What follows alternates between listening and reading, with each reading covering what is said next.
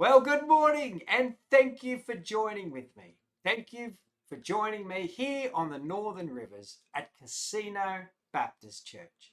My name is Pastor Stephen Gord, and it is wonderful that we can learn together from God's Word. And today we're going to continue to do that in this series we are looking at from the book of Genesis. So if you have your Bibles, turn with me to Genesis chapter 12. As we do so, let me open in prayer. Heavenly Father, we thank you for your word. We thank you for the challenge that you give us. Help us to put aside all the issues we've had this week, all the good times and all the challenges, so that we can focus on you today. And I pray for this in your name. Amen. Well, Genesis chapter 12. And I want to start by getting us to think about, what do you think a calling is? So that's a calling. What do you think it is? When you hear the word call, what do you think of? Because I think in our culture, we use it in different ways. And when you think of town criers, those people who, at the beginning of Australia Day, or for us, Beef Week, these are people who very loudly call out information that they want the public to know. And when you hear their voices, they are loud and you can hear them from a long way away. Is that a calling? Or what about when we jump on the telephone and we call a friend or call a relative? That's a calling. Or could it be something else? Recently, a well-known actress was inducted into whatever they call the Actor-Actress Hall of Fame. And when she was given that honor, she made this comment: "My parents were both actors, and I was born into it. I would have done nothing else. This has been my lifelong calling." Another way that we use the word calling.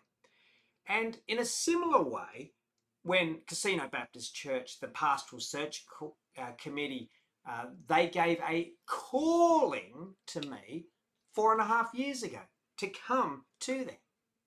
Another way we use the word calling.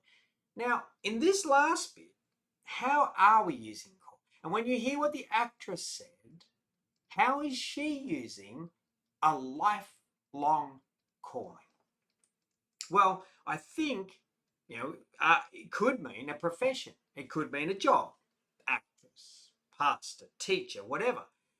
But I also think it says much more. I think it is saying a strong urge towards a certain way of life. An actress's calling, her lifelong calling, is that her life, she is urged to live it a certain way to be an actress. I am called, my calling to be a minister, I am called here to Casino Baptist Church. I am urged to come and live and do things in a certain way. When we come today to look at Genesis chapter 12, we're going to look at a call on Abram, who becomes Abraham's life. And I think this last part of the definition of what a calling is what fits him the most. Yes, God calls out to him. That's true.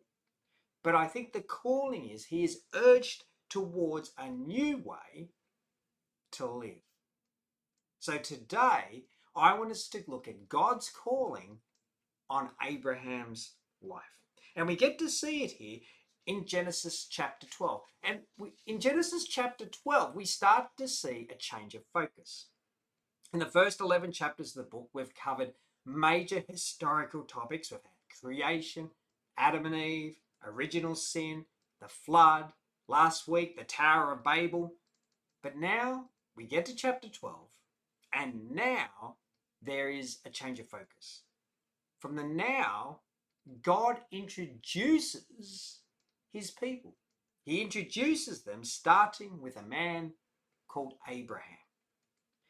Now, do you realize that the man who's the focus here in chapter 12 and actually for the next 14 or 15 chapters in the book of Genesis, I'm going to suggest to you, he is actually the most revered man in history. Now you might say, Stephen, why is Abraham so revered? It has to be Jesus. You know, the old Sunday school answer to any question, Jesus. And isn't that the answer here, Stephen? Well, let's think about that for a moment. For Christians, we focus on Jesus. Yes. Muslims think that Jesus was a good teacher. Now, for the Jewish people, they still don't think much about Jesus at all. And neither do any of the other religions, really. Now let's think about Abraham. He is one of a very important person in biblical story for Christians. Okay, he's important. Not as important to Jesus, but he's important. Now for Muslims, they see him as just a little lower than Muhammad. And outside of the Messiah, who the Jews are still waiting for, Abraham is the most important person in Scripture. And when you start to look at that, you can start to see that for the most people in our world, Abraham is seen more highly and recognized more highly than even Jesus is. So today, we're going to get to look at his life. Now, Abraham means the father of many nations, and we're going to see why he gets that name. But there is a change of focus from now on in God's word. So I want us to understand that as we come into this next section of the book of Genesis. So what is God's calling on Abraham's life? Well, to start off with, we see that God calls a nobody. Let me read to you the last verses of chapter 11. Verse 31. Terah took his son Abram, his grandson Lot, son of Haran, and his daughter-in-law Sarai, the wife of his son Abram, and together they set out from Ur of the Chaldeans to go to Canaan. But when they came to Haran, they settled there. Terah lived 205 years, and he died in Haran. Now, these verses at the end of chapter 11 introduce us to Abram. Now, we know later he becomes Abraham, but we also get introduced to his family. He is married to Sarai, who will become later Sarah. Now, as we go through this series, I'm just going to call them Abraham and Sarah, just going to keep it easy. But here, it's Abram.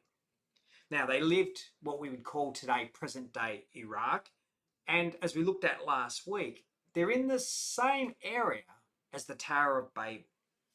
They didn't actually follow God at all. They didn't really know God at all. They worshipped idols.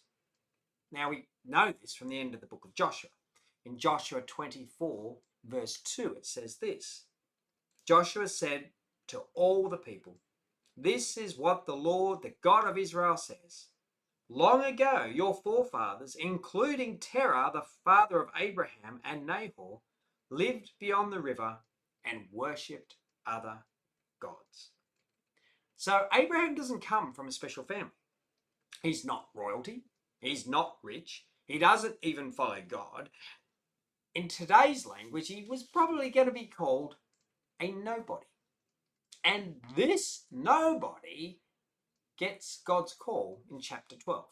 Now the calling's in verse 1. The Lord said to Abram, "Go from your country, your people, and your father's household to the land I will show you." Now notice the call comes with a promise. Now, one of the greatest blessings, and we'll come back to this later in the message, is in verse 2 and 3. And this blessing, this threefold blessing in Genesis 12, it's going to come up again and again in Scripture and will be ultimately fulfilled with Jesus and the return of Jesus. But we'll touch a bit more on that later. But let me read to you the promise. Verse 2. I will make you a great nation. That's the first part of the blessing. And I will bless you. I will make your name great, and you will be a blessing. I will bless those who bless you, and whoever curses you, I will curse, and all people on earth will be blessed through you. I'll make you a great nation. I will bless you, and I will make your name great. Now, later on, we know that part of that blessings can be given the land in which they're going to live. But when God calls Abram here, he calls him to give up something. He calls him to make a sacrifice. For Abraham, he had to leave his past behind him. And if he does, if he answers the call of God, then he will receive these blessings. So what's Abraham's response? Well, the first response, he gives two, he changes, but his first response is not yet. Let me read it to you. We often go over this. So Abram went, this is verse 4, as the Lord had told him. Sounds good. And Lot went with him. Abram was 75 years old when he set out from Haran. He took his wife Sarai, his nephew Lot, all the possessions they had accumulated, and the people they had acquired in Haran, and they set out for the land of Canaan, and they arrived there. It looks like God calls Abraham, and he instantly obeys. But you could probably hear from my tone of voice, it's not the case. It's actually a not yet. Abraham's response is, well, I'll go part way, but not fully. You see, the call here in verse 1 of chapter 12 actually happens before the verse I read out from the end of chapter 11. It happens before verse 31 in chapter 11. Abraham's response to God's call to give up his past, he can't do it fully. Yes, he and his family start to move. But what did the end of chapter 11 say? They got to Haran and they stayed there. That's not what God called him to do. But that's where he stops. So Abraham's response, initial one, not yet, not fully. How do we know this again? Well, jump to the New Testament. Acts chapter 7, verse 2 and 4. It says this. To this he replied, brothers and fathers, listen to me. The God of glory appeared to our father Abraham while he was still in Mesopotamia, before he lived in Haran. Leave your country and your people, God said, and go to the land I will show you. So he left the land of the Chaldeans and settled in Haran. After the death of his father, God sent him to this land where you are now living. God called Abraham and he started to obey, but he could not give up his past. In this case, he couldn't move on until his father died. When that happens, he makes a break with his past. He then fully obeys God and then moves on. So Abraham's first response, not yet. He answers God's call. He starts to move, but he doesn't do fully what God wants. He can't let go of his past. When his father dies, then he gives his second response. And the second response, which is the one we know more of, he responds in faith. He listens to God and he moves. Now, this is where verse 4 of chapter 12 comes in. So it's a little interesting, isn't it? You got verse 1 of chapter 12, which actually is before the end of chapter 11.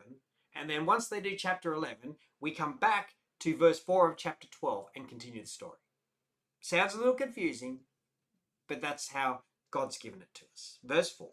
So Abram went as the Lord had told him, and Lot went with him.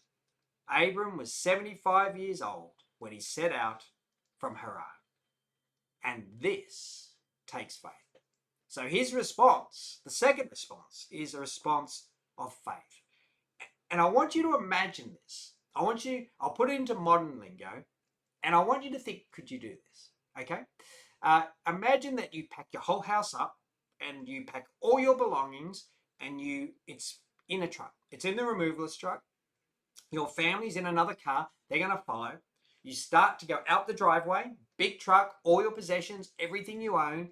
Your family's in the car behind you. You're in the truck. And the driver says, where are we going? And you say to the driver, go.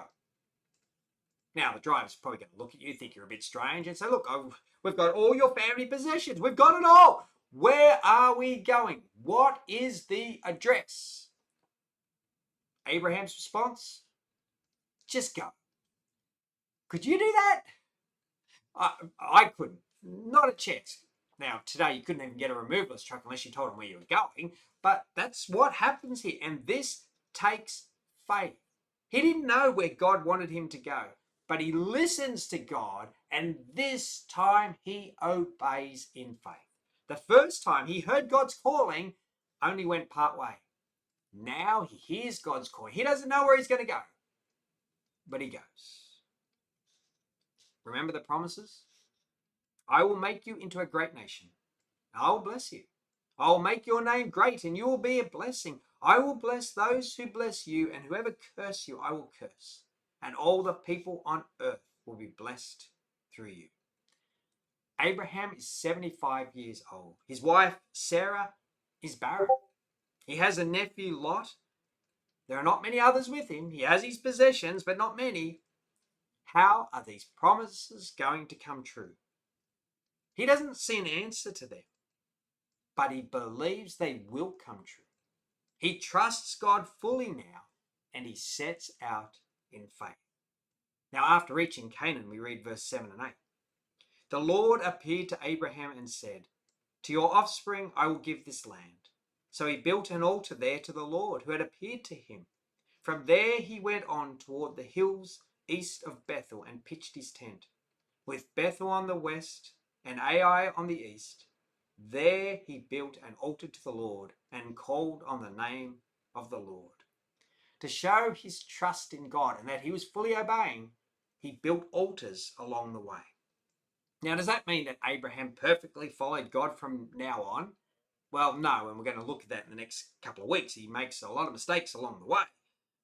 But the promises here that we're going to start to see through Genesis in verse 1 to 3, God starts to fulfill. Part of that is why Abraham is the only one in the whole Bible that is actually called the friend of God. He starts to live out and obey and show his faith in God. But what does that mean for us today? What does it mean when we think about God's calling on Abraham's life? What does it mean for us? Because I want to suggest today that this sort of calling that God puts on Abraham, he also puts on us. Abraham was urged to live a new way, to listen to God and to obey. Isn't that what God calls us to do? When he calls us to be his children, doesn't he call us to live a new way, to listen to him, to worship him, and to do what he wants?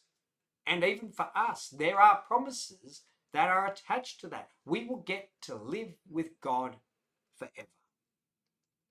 It's the exact same calling on our lives today.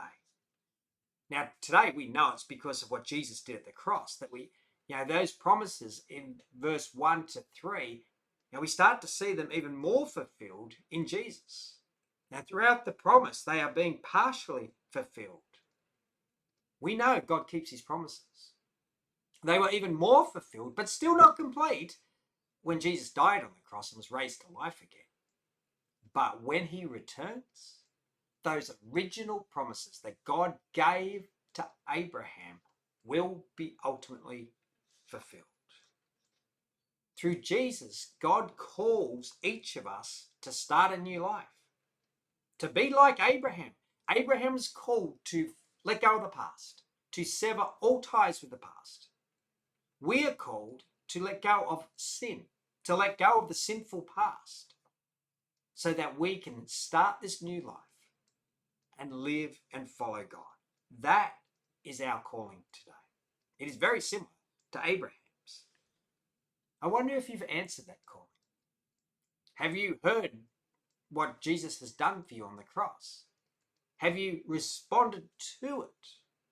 Have you started to live this new life that God wants you to live? And if the answer is yes, and I know for many of you the answer is yes, how are you going at constantly living out that new life? I mean, maybe you think today that you haven't responded. that you're just the worst of sinners, or that you're an insignificant person. How could God just care about little old you? Well, remember, Abraham was a nobody. He wasn't rich, he wasn't powerful, he worshipped other gods, he was a sinner, and God called him. And look at the great things he did through him. It's the same for us. You know, God can call us nobodies and then do great things with us. Can he? Is he doing great things through you? Now, maybe, you've started to want to follow God.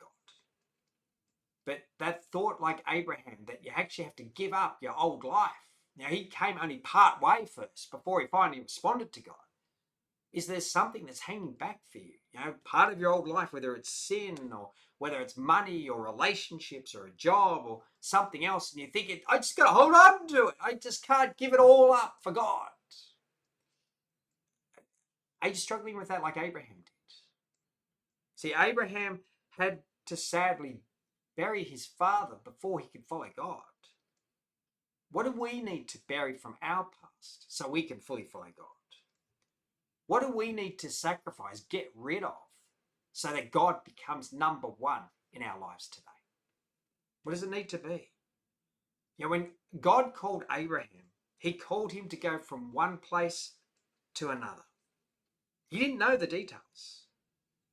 And that can be challenging for some people because you might want to know all the details. What is God going to call you to do? What is God's plan for you in your life? And if you are waiting to have the whole thing put out before you so you can see it before you make a choice, you're probably not going to make a choice. But we need to respond like Abraham did, to take that step of faith. That's why in the end, Abraham was a great man of faith. He jumped in that moving truck and just said, go. God will tell us when to stop. That's faith. That's what faith that we're called to. God may lead us to our neighbors. God may lead us to move towns. God may lead us to move churches. God may lead us in some other way to another country in the world so that we could live for him. Are we willing to hear that call and to answer it and to obey? In our own little worlds, in our own daily lives, God calls us to live a certain way. Do we respond in faith and do that? See, I think our problem is it's very easy for us to really trust ourselves, to think about how good we are at doing things, and we forget about God fulfilling his promises. We trust our skills and talents. We trust our hard work and long hours. We trust our wisdom and intelligence. We trust in our technology and medicine. We trust in our religion and our practices. We trust in our feelings and our instincts. That's not putting faith in God. That's not trusting in God's promises. God called Abraham, and Abraham's life changed. It brought him to a place of faith where he could simply hear the word of God and then respond. He trusted in God. God said, go. Abraham said to the driver, God will tell us when we get there. And he went. Have you done that? Have I done that?